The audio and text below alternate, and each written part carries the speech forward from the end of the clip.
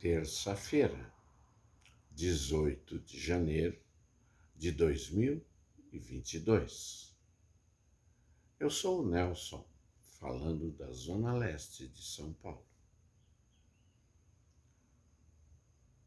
Queremos, antes de iniciarmos a nossa leitura de hoje, quero agradecer a Deus pelo privilégio de estar aqui, pelo privilégio da saúde e pelo privilégio de ter amigos ao nosso lado para podermos transmitir doces pensamentos. Perdão. Quero pedir a Deus, nosso Pai Criador, que abençoe o nosso trabalho, abençoe o nosso dia, abençoe nossos amigos e principalmente os nossos adversários. Abençoe os nossos amigos espirituais que, direta ou indiretamente, nos influenciam no nosso dia a dia. Quero pedir ao Senhor, Pai, que faça de mim um instrumento de vossa paz. Que eu não busque ser consolado, mas consolar. Que eu não busque ser amado, mas amar. Que eu não busque ser compreendido, mas compreender. Pois é dando que se recebe, é perdoando que se é perdoado, que é amando que se ama, e é morrendo que se ressuscita para a vida eterna. Essa é uma mensagem de São Francisco de Assis. Mas vamos ao capítulo de hoje, capítulo de número 26, visitando o sanatório, do livro Egos em Conflito, ditado pelo espírito de Inácio Ferreira, psicografado por Carlos Bacelli. Verifiquei que o prédio do Sanatório Espírita, de tantos e relevantes serviços prestados à comunidade brasileira, estava, como ainda está, precisando de urgentes reparos, que infelizmente a receita hospitalar não consegue atender, devido ao diminuto repasse de verbas governamentais e à vergonhosa falência do SUS. Os companheiros encarnados que permanecem à frente de suas atividades têm se desdobrado de maneira eficiente para mantê-los de porta aberta, no atendimento a tantos irmãos e irmãs necessitados, que inclusive são marginalizados pela própria família, que, ignorando as leis da vida, não os querem dentro de casa. Recordei-me dos tempos idos, quando, por exemplo, era muito comum que a viatura policial, recolhendo desequilibrados mentais nas ruas e praças de Uberaba, portando ordem judicial, praticamente os despejava às nossas portas, sem qualquer preocupação com as condições do sanatório para abrigá-los e alimentá-los de forma conveniente. Até hoje há muita gente que especula em torno do salário que, na condição de diretor médico do referido nosocômio, eu percebia mensalmente pelos meus serviços profissionais. E, em verdade, sempre ignorei tal curiosidade, que não raro partia de alguns próprios espíritas, mais interessado na vida alheia que na deles mesmo. Digo-lhes agora, porém, que em muitas ocasiões, para que o sanatório continuasse funcionando, honrando principalmente a sua folha de pagamento, tínhamos que enfiar a mão no bolso. Era muito comum que, para os doentes terem melhor alimentação, adquiríssemos com recursos próprios frutas que lhe completavam o nosso singelo cardápio. E nesse sentido, claro, não apenas eu fazia questão de empenhar as minhas economias pessoais, mas igualmente os demais companheiros de diretoria e outros que, sem possuírem cargos diretivos algum, sentiam-se responsáveis pelo destino da instituição.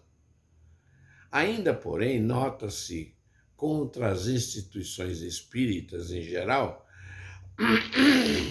certa discriminação de natureza religiosa, com o propósito oculto de vê-las encerrarem as suas atividades. O movimento espírita nunca se preocupou quanto, em minha opinião, deveria em eleger os seus representantes em nível municipal, estadual e federal, que pelo menos pudessem defender os interesses espirituais da causa, através dos inúmeros núcleos assistenciais que a representam, sem evidentemente enveredar-se pelos caminhos que a Igreja Católica enveredou. E agora, as igrejas do novo pentecostalismo estão enveredando, exclusivamente na disputa do poder temporal. Em Uberaba, cidade até bem pouco tempo provinciana, perdoe-me, por favor, os espíritas que na política se lançavam a qualquer campo eletivo eram tidos como aproveitadores, sendo que, no mínimo, estavam obsediados e os próprios confrades tratavam de desencadear campanhas contrárias, para que não tivessem os seus nomes legitimamente sufragados nas urnas.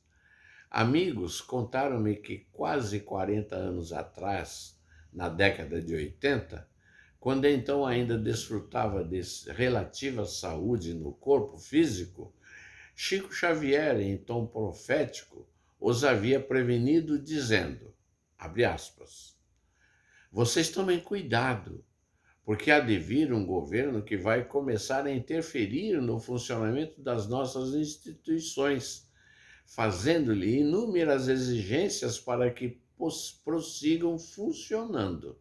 Fecha aspas. E por incrível que pareça, essa interferência começou a ser acionada por um partido político cujos representantes emergiam das lideranças populares. O médium parceiro de nossas atividades espirituais, na redação dos livros que temos escrito no planeta espiritual para o planeta Terra, quando ainda jovem, defrontou-se com uma senhora da sociedade uberabense extremamente católica, então ocupando o cargo de secretária da assistência social junto à prefeitura municipal, que responsabilizou a Chico Xavier pela pobreza existente em Uberaba. Pasmem, justificando medidas arbitrárias tomadas contra o lar espírita Pedro e Paulo e outras instituições espíritas da cidade. Descumprindo convênios assinados em governos municipais anteriores, ela, por fim, traindo-se, disse que Chico era culpado por atrair para Uberaba tantos mendigos e desocupados. Tais comentários de nossa parte, no entanto, são feitos à margem para que os nossos confrades sintam-se mais responsáveis pela existência das instituições que representam a nossa doutrina no Brasil, não permanecendo na expectativa de que isso venha a ser feito por nós, os desencarnados. Os espíritas, segundo o meu entendimento, sempre foram muito passivos, confundindo tolerância com comodismo. Pretextando caridade, conheço legiões de adeptos do espiritismo que simplesmente cruzam os braços, esperando as coisas acontecerem. Creio, no entanto, que se fosse para eles testemunharem a fé como os primitivos cristãos, que enfrentaram o martírio dos circos romanos, deixando a passividade de lado, eles haveriam de espernear bastante. Com tais pensamentos a me povoarem a cabeça, percorri um dos corredores da ala masculina, nos quais de manhã à noite eu transitava dezenas e dezenas de vezes, fazendo questão de conversar com um e o outro, ofertando-lhes mais palavras de esperança do que lhes prescrevendo medicamentos, que infelizmente somente serviam para dopá-los. Eu nunca me deparei sequer com um caso psiquiátrico que qualquer medicamento pudesse ter curado. Nunca. Nenhum procedimento médico convencional jamais curou um dos doentes afetados em suas faculdades mentais. E enquanto médico, com a especialização em psiquiatria ou qualquer área que o valha, não entender que deve-se utilizar da palavra como eficiente bisturi para remover quistos da mente de seu paciente, ele não contabilizará em seu currículo uma única cura. Outra coisa, se a palavra não for dita com amor, não funciona. A palavra sem amor a qualquer doente psiquiátrico, por mais lúcida e precisa seja, não alcança as reentrâncias da alma, onde a causa do problema, por vezes, encontra-se fortemente enraizada. A palavra do Cristo soava com autoridade, porque soava com amor. A verdade não cura ninguém. A verdade abre os tecidos da alma, mas é o amor que leva a ela o medicamento que cura. Ao passar de frente ao banheiro, deparei-me com uma figura de um senhor que, sem qualquer agitação externa, lavava as mãos na pia. Ele fechava e abria a torneira, repetindo a operação várias vezes. Lavava as mãos e depois, por achar que uma havia sido lavada mais que a outra, tornava a abrir a torneira e mergulhava a mão que julgava ter sido lavada menos. Outra vez, fechava a torneira, começava a enxugar as mãos numa toalha, para em seguida ficar olhando para ambas e novamente abrir a torneira, mergulhando as duas mãos sob o jato d'água. Doutor, comentou Domingas, que quadro triste.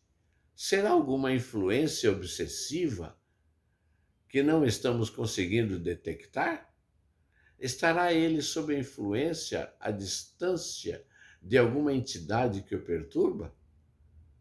Eu já tive a oportunidade de ver algo semelhante em uma pessoa que, ao sair de casa, sentia necessidade de conferir inúmeras vezes se tinha fechado a porta.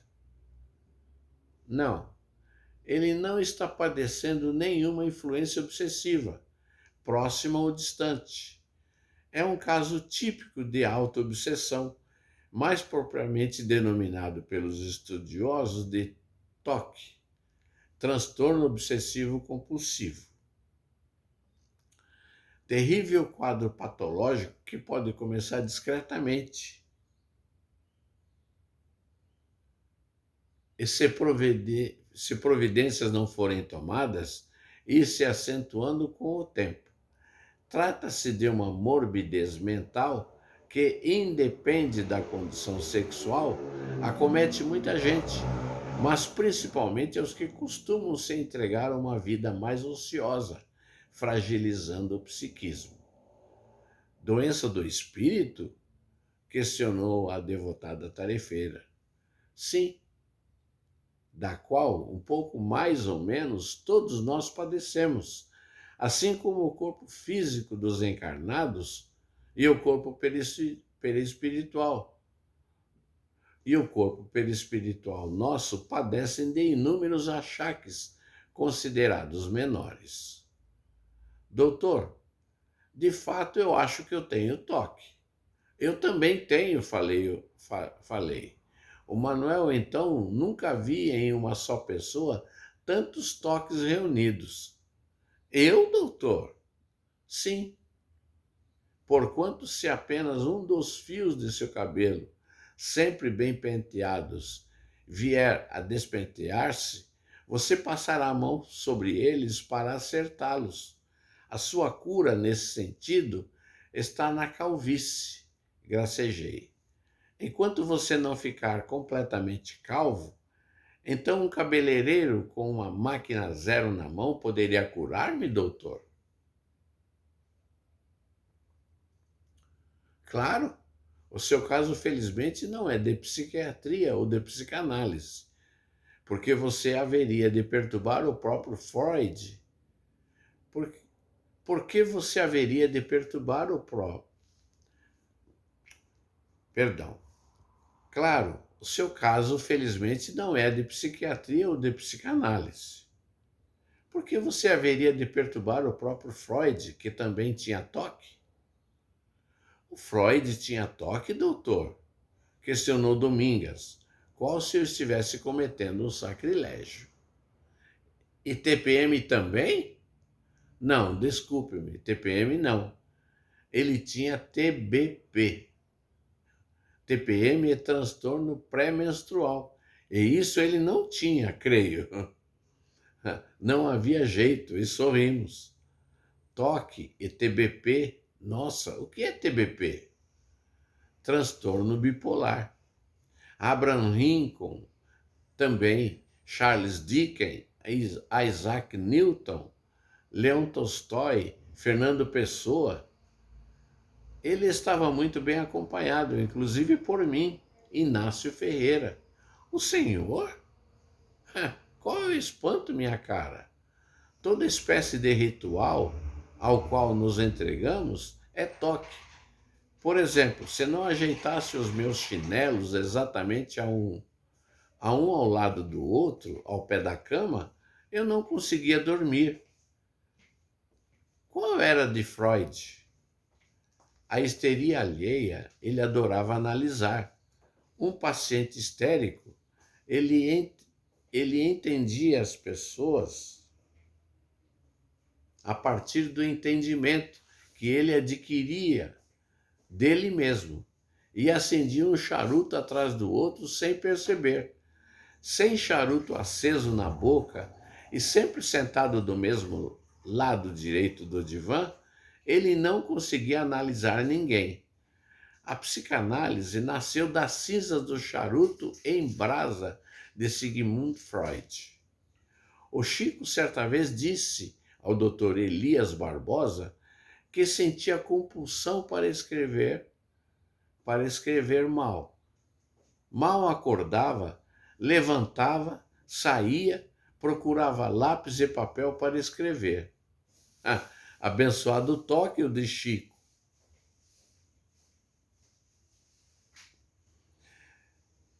Com essas últimas palavras, encerramos o capítulo de número 27. Desejando a todos muita paz, muita luz e, ao mesmo tempo, agradecendo a sua paciência, a sua visualização e seus comentários. Quero dizer que seus comentários são muito importantes, pois através deles reduzimos ou acrescentamos algo mais. Muita paz a todos, muita luz e até a próxima oportunidade se ele assim o permitir.